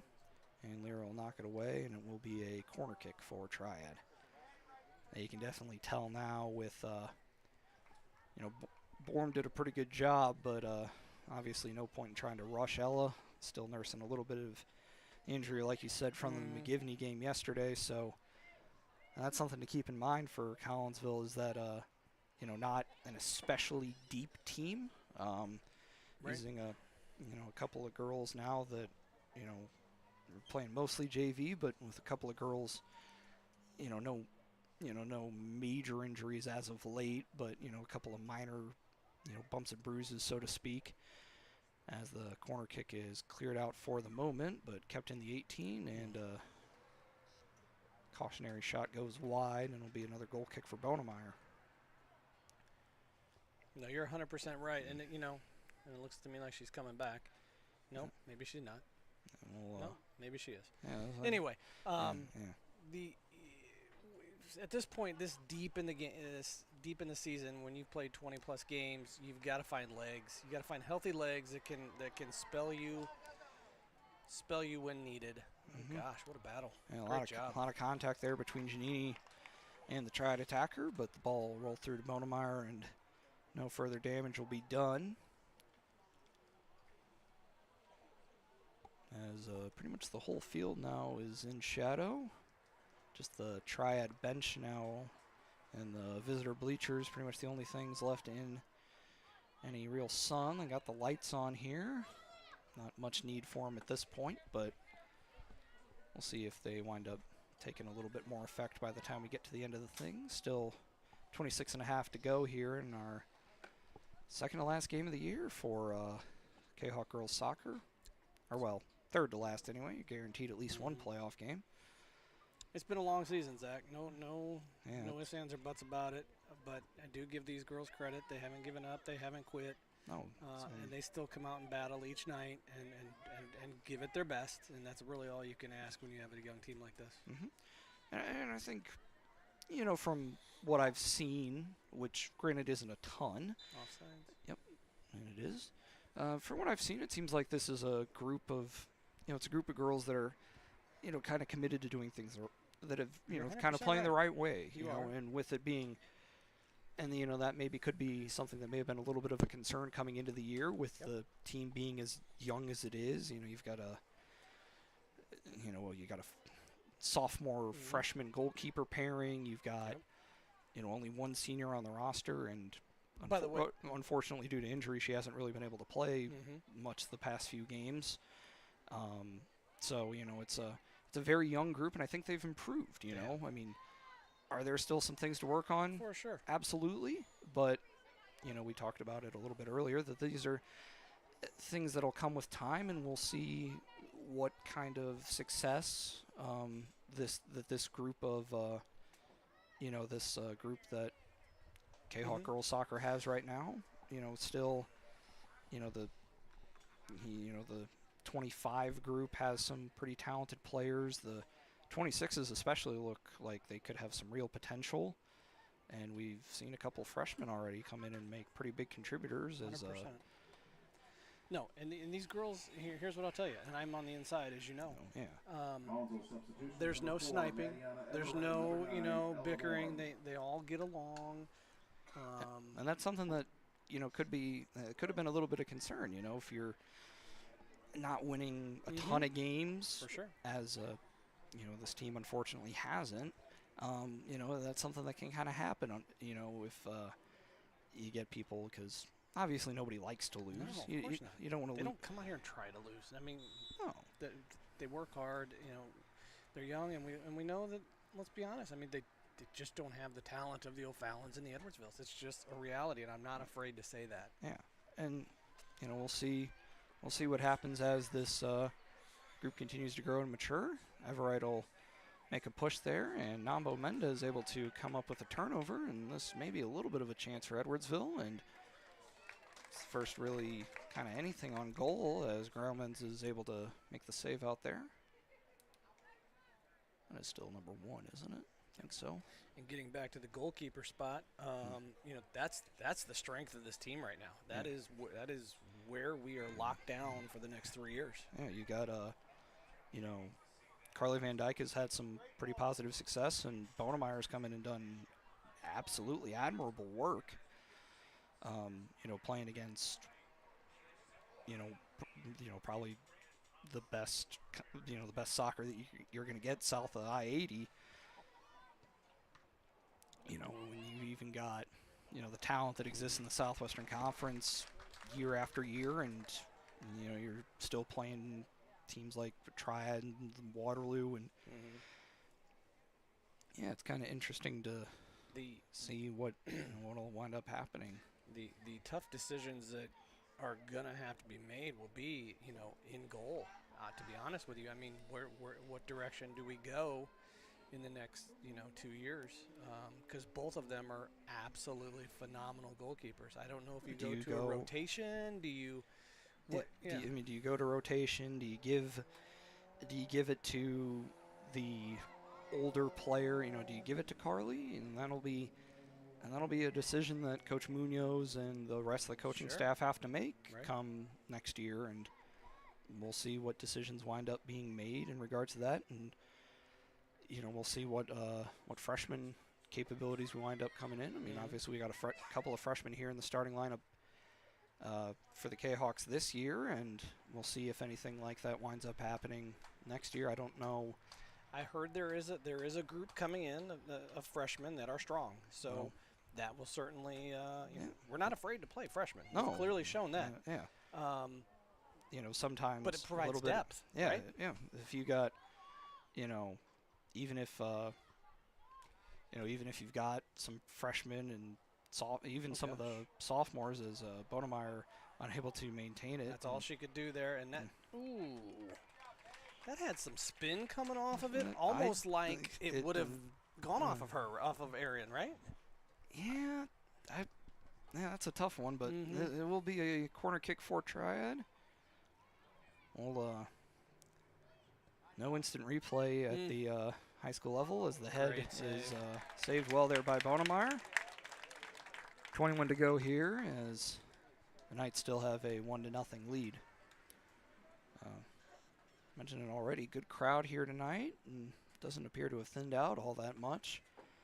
With the it's always a good rivalry, Yeah, even though they're not conference foes.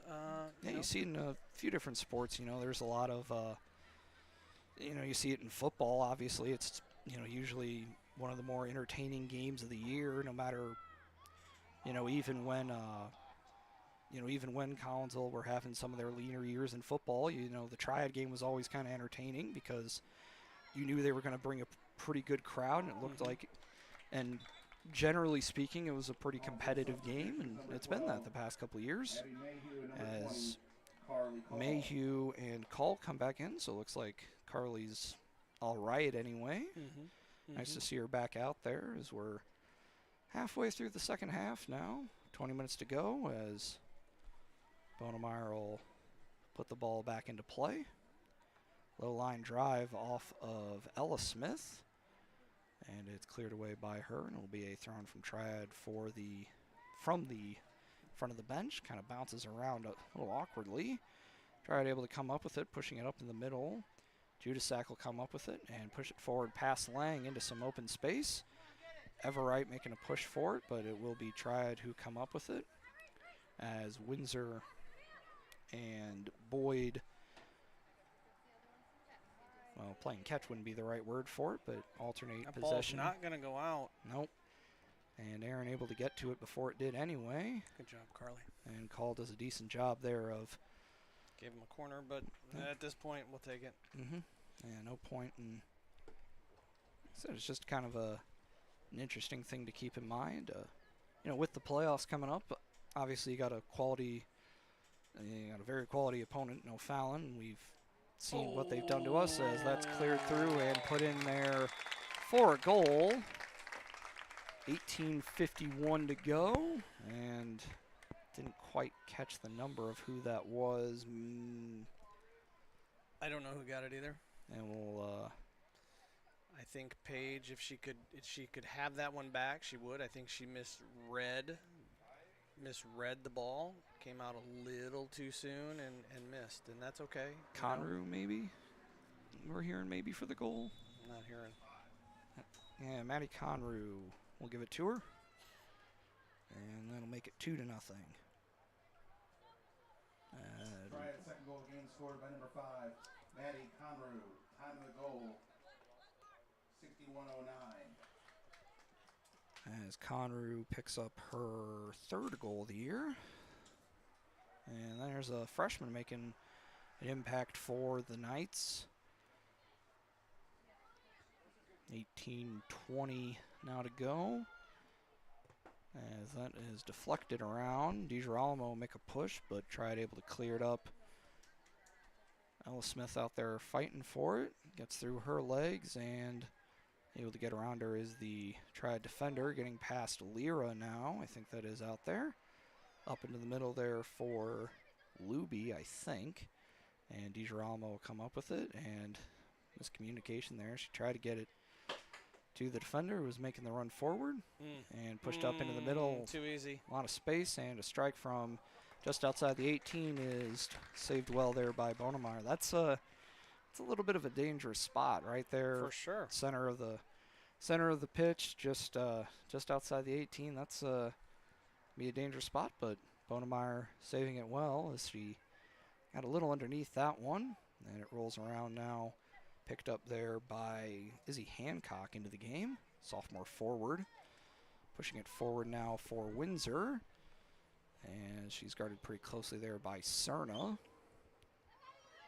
Over now to Hancock once again, and up into the middle now. Good job, good battle. Good battle by Bone and Steel, and that is DiGirolamo putting in some solid work there on the defensive end.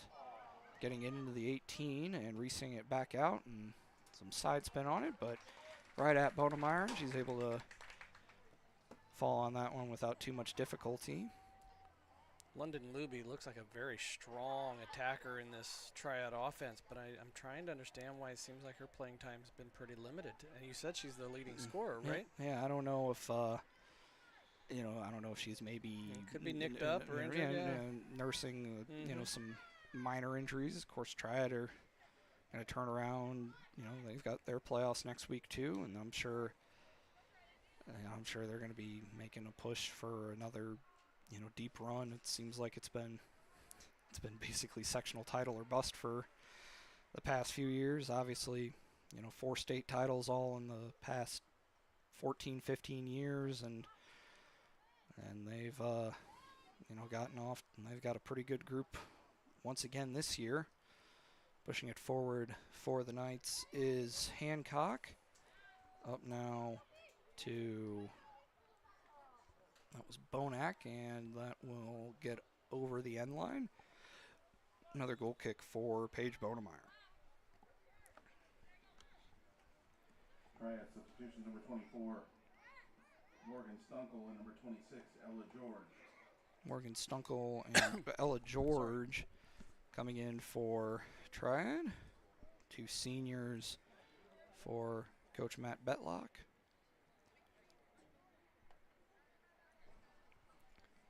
.15 to go. Bonemeyer with the ball at the corner of the 6-yard box. Substitution number 22, Taylor Webb. And Taylor Webb, another senior, will come in for Triad as well.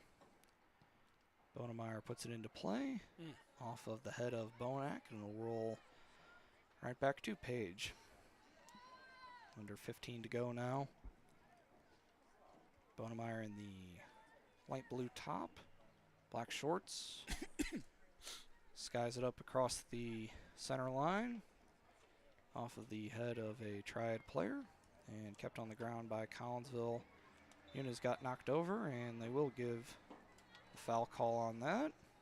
A little delayed, but was granted, and will be a free kick taken there by Giannini from just forward of the football 30-yard line. Pushed forward by Ashley off of a Triad defender and worked around up towards the midfield now. Muna is making a push for it, and it will roll over the sideline. Thrown for Collinsville as they will make a substitution. Lang will come out, and that is Judasak back in. Looks like Triad.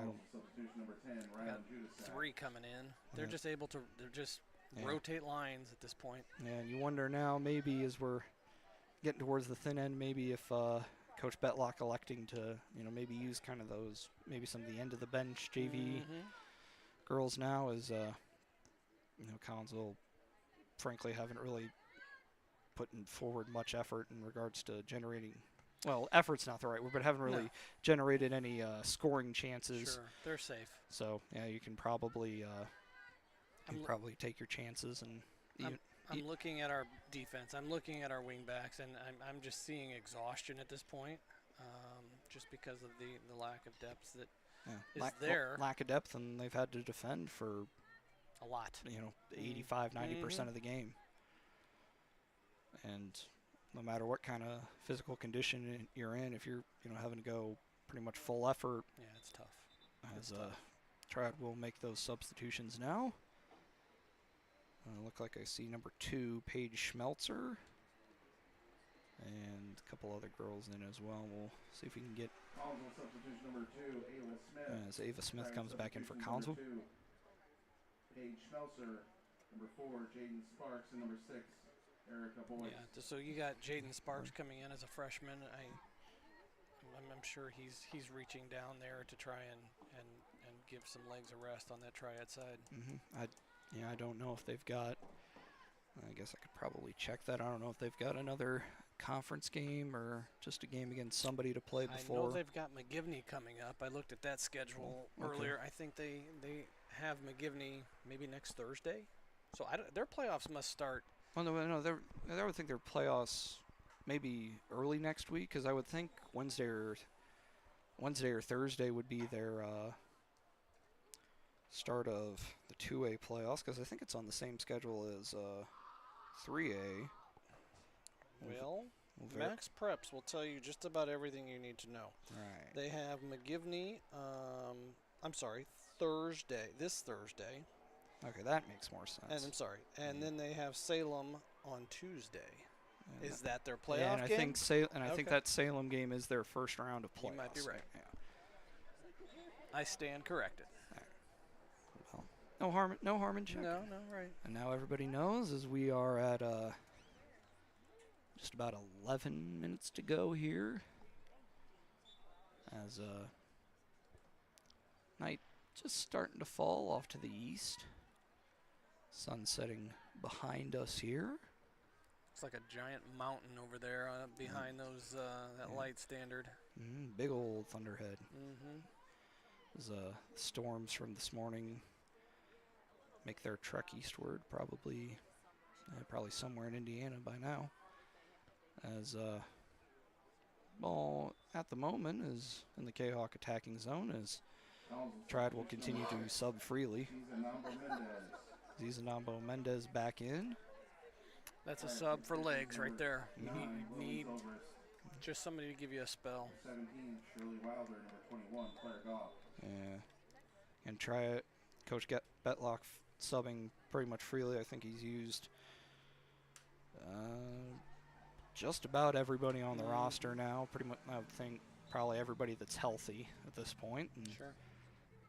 Again, not a bad idea, just saving legs, because you got one more, and then you got to make a push for playoffs. And I would think Triad are going to be, I don't know if necessarily if they're thinking that they're a state title contender in 2A, but they're certainly going to be looking to make a pretty significant push, because I would say besides Glenwood and I was gonna say Glenwood is gonna be Glenwood will be there, but that won't be. That'll probably be that'll be deep. That'll be sectionals. Super sectionals probably for sure. So they'll walk through what they should walk through the regional, and then they'll get a Waterloo or a Mascuda or somebody like that who will be able to give them a little bit of difficulty in the sectional in the sectionals, and then we'll kind of see what happens from there. Yep. And I don't. Well done, Judisak. Yeah, Judisak making a nice push there, working it forward, and the effort's still there. Cross into the middle, and nobody there.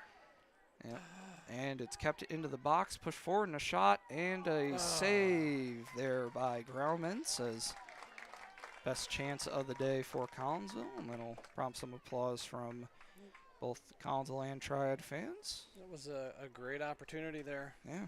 Just can't finish. Mm-hmm. It will be a corner kick, or actually a deep throw-in, pardon me. I'll come into the 18 and see if the Kahoks are able to mount another effort. Not a super clean look. Smith in there, still floating around there in the middle, but it's cleared out past Nambo Mendez, as Muniz maybe felt that one a little bit. Looks okay. But he cleared out, and it'll be another throw-in coming for Collinsville. That one smarted for sure. Yeah, maybe shin on shin, knee on knee, something that looks like Addie's all right, but definitely one that she'll be feeling a little bit tomorrow morning. School year winding down. Seniors are pretty much done. As a shot. That's a hit and a goal. Was that Ava? That was Ava Smith. Ava Smith picks up her third of the year. And that makes things a little interesting now. As look at the sideline. As 1, 2, 3, 4, 5, 6, about 10, pretty much all 10 all field players. They're all are like, okay, all right, that will. That's our first shot, folks. I mean, really? Second or third, not much, but no, always good to nice to get one on the board for pride's sake, if nothing else. No, and I there's agree. still time. It's not over yet. Number 2, Ayla Smith. Time of the goal, 72-22. Smith. Coach Betlock did not like what he was seeing there in that last 5 minutes or so. You had Judasak's opportunity before that, or what led, she made that opportunity, and look at that save by Bonemeyer. Yeah, nice job there from the freshman. She's legit. Yeah. She's legit. That's all I can say. And there's the future. The future looks a little brighter. This year has, maybe been a little disappointing as the cross or the corner goes kind of over everybody. It'll be another goal kick for Bonemeyer, but I think if you wanted to give maybe I think you can maybe make the argument that if you wanted to give a team MVP, I would think you could probably put Bonemeyer on that list, just for, as coming in as a freshman, as a backup goalie with Carly Van Dyke going down with the injury, to step in and do what she's done, and really has done an admirable job. And yeah, she stabilized it. And by the way, I would have said, through the first 6-7 games with Carly doing what she was able to do, that let's think in terms of postseason awards. Right. I would think you could easily make a case for Carly to be a second, third team conference goalkeeper. And then she goes down with the injury, and you have Paige come in to do what she did, and you can make the same dang argument. Yeah. And I would say you could maybe throw Ashley in there as a defender. Oh, with for sure. With She'll the qualify for something. capability there. Working it up now to the top of the box, our Triad, and into the 18 for the moment, but cleared away back now to Bonac. And a strike right to Bonemeyer off her hands, but no major pressure. And she'll wait on it here. 5.5 to go. 2-1 game in favor of Triad. I would think Giannini would certainly earn some sort of all-conference selection. Maybe be in consideration for all sectional. Possibly. And then you have Judasek, who I would also consider, as a freshman, third team, second team, all conference, depending on, what all those coaches, who all those coaches nominate. Those are my 3 or 4 that I would say deserve something. Some sort of accolade for Collinsville. That'll be a throw-in for Triad, as a couple of deflections there. I think that's the correct call there from the side judge. I believe so. Off of the kind of top of the shoulder almost there from it's Lyra or Cerna, one of the two. And actually, no, that's call, excuse me. As Muniz will push it forward off of a Triad head and then off a Collinsville head. That's Smith, the goal scorer for Collinsville. Nambo Mendez in there. And it goes off of her head, and she had no idea where it was. Come around now to Patience. Giannini, and she'll just push it find forward, feet there, but Ashley. didn't find anybody wearing the purple.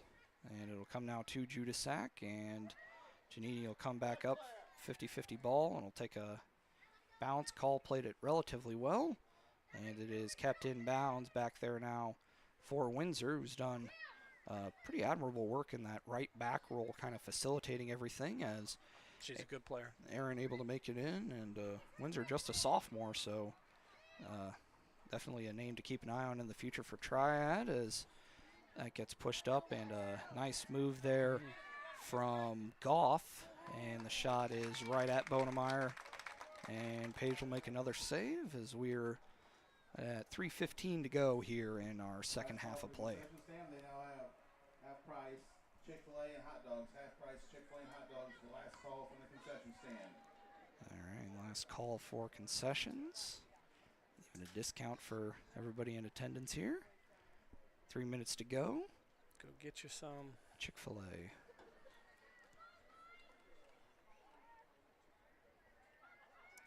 Oh. And fighting for it over there. And kept in. Nice job there by, I think that was Muniz out there. Can't tell for sure. And it will make its way into the Triad bench. Be a throw-in for the Knights, as Knight well and truly begins to fall here. Up now into the 18 and a foul. And yeah, that would. And now that Addie, they're going to rule that outside the box. That will. No, I agree. That's outside the box. Okay, so they're not going to call it a penalty. No. Okay. But Addie stumbled, and I think forced her to stumble and fall into that girl and take her down. So it'll be right outside the box, and like you said earlier with another one, just kind of basically have to play this like a corner. And a short corner. Just from a little bit farther in. And get it out. Cross is soft, kind of into the middle, and we have a handball on Triad. So that'll be a goal kick for Bonemeyer, and the slight chance there is averted as we're under 2 minutes to go. Still a chance for Collinsville to maybe make one last offensive push and see if they can maybe make a tie. Don't think they would want to do. Don't think they would do overtime with it being a non-conference game. I don't think so. And it's headed forward up into the box, and Janini will clear it out. It'll be a throw-in for Triad with 80 seconds to go. Triad still looking to make a push and see if they can pick up an insurance tally here. Up now to Windsor. She puts a cross into the box. Doesn't really find anybody in particular, but Triad player able to get boot to ball. Bonemeyer with it as we approach a minute to go here. 1 minute remaining in the second half. 1 minute. And it's pushed forward. And we'll get past the initial Triad defense, and Collins will make a little bit of a push here as a Triad player goes down. It'll be a throw-in for Collinsville. 45 seconds to go. Still not over with yet. Throw-in comes quickly and deflected away. Kahok still maintaining possession. Triad will regain it, knocked away. And there's some room there. Judasak making a push, and a shot from Nambo Mendez. Not struck all that well, and it'll roll out to Groundmans, and she'll go ahead and hold on to it and take some time off and push it forward up towards the midfield. Maybe one last opportunity for Collinsville as we are just about at 10 seconds to go, and clearance for Triad should just about wrap things up here as Triad will improve to 15-4-1. Whilst Collinsville will fall to 5-14-1. Collinsville will be in action next on Friday when they travel to Edwardsville to take on the Tigers. And as we mentioned, Triad will be in action next on Thursday against McGivney before we get into playoffs next week. Mr. Borm, thank you for taking the time to do this with me, show this relative soccer novice, and do all right for it. No, you did a great job for the 2 games that we've been together. Your studious habits show. You do your homework, and that's good. It's a good sign. Yeah. All right, we're gonna go ahead and wrap things up here. Final score 2-1. Triad with a goal about 37 minutes in from Alina Aaron. And they would add one more from Maddie Conru with about 20 minutes to go in the second half. The Canucks would get a goal to make it a little interesting from Ava Smith with about 8 to play. But that would be all for the scoring, as the Triad defense was able to shut the door and give the Knights the win. My next broadcast is scheduled for Thursday. I'll have some softball for you down at the sports complex, weather permitting, as the Kahawks take on O'Fallon. And obviously we'll keep you posted if there are any changes to that with weather on the Kahawk Sports Network Facebook page. But until then, everybody stay safe and have a fantastic rest of your Tuesday evening.